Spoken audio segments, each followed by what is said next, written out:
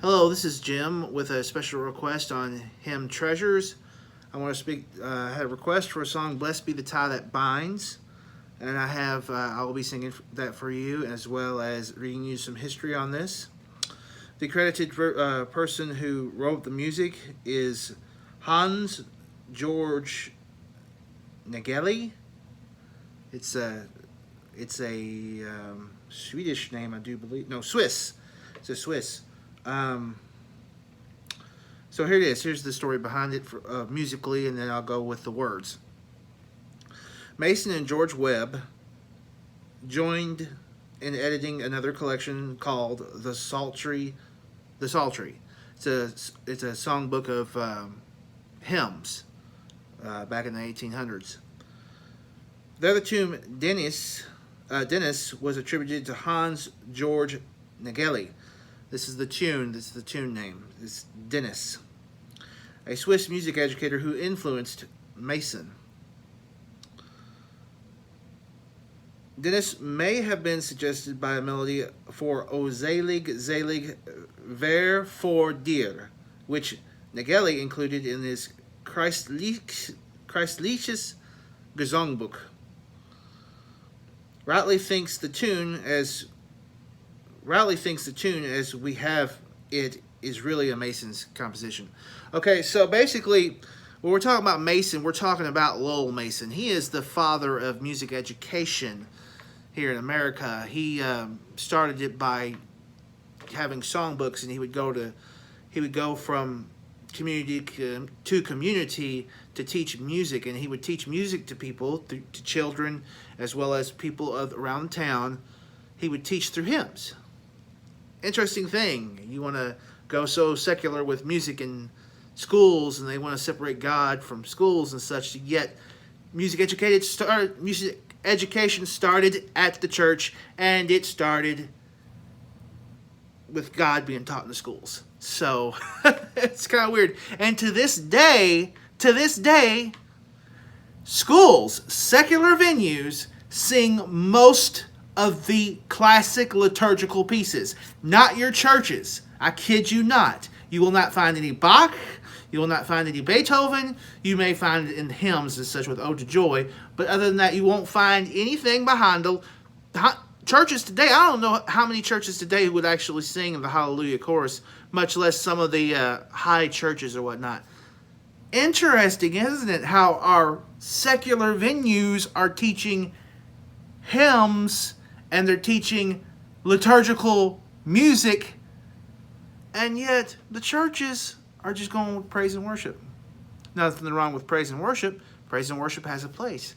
But so does our classical stuff too. We got to admire every one of it because it is a work of art. It is a work of art devoted to God. So, we've gone over the tune, which is Dennis. I would say Dennis. I don't know if it's Denise. It's more like Dennis. Blessed be the tie that binds. This is the words written by... I'll just go ahead and read it for you. Orphaned when he was 12, then forced to work 14 hours a day in a sweatshop, John Fawcett, and he was ordained a Baptist minister at the age of 25. He began his ministry at a poor church in Wainsgate in northern England. The small congregation could afford to pay him only a minimal salary, partly in potatoes and wool. Wow, that's great. I thought I was getting paid poorly. After 7 years of ministry, Fawcett received a call to the prestigious Carter's Lane Church in London. All his personal belongings were packed onto the wagons outside the church, but he was saying his farewells. He saw the tears, but as he was saying his farewells, he saw the tears on the faces of his people. As a result, he changed his mind and decided to stay. Not long afterward, he wrote this hymn for the congregation at Wainsgate. He recognized that the bond of love he experienced there was worth more than any material wealth. He and his wife, Mary, ministered in that small church for 54 years. So here is "Blessed be the tie that binds." Let me move that here. Let's see, here we go. Ooh.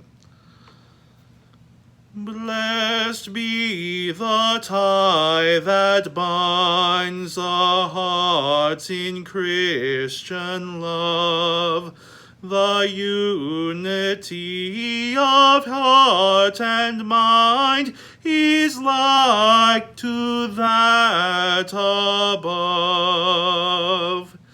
Since it's so short, I'll sing it for you again. Blessed be the tie that binds the hearts in Christian love, the unity of heart and mind is like to that above. This hymn will usually be sung at the closing of a service during a benediction, probably used at the benediction. All right, thank you for watching. Have a good day. God bless.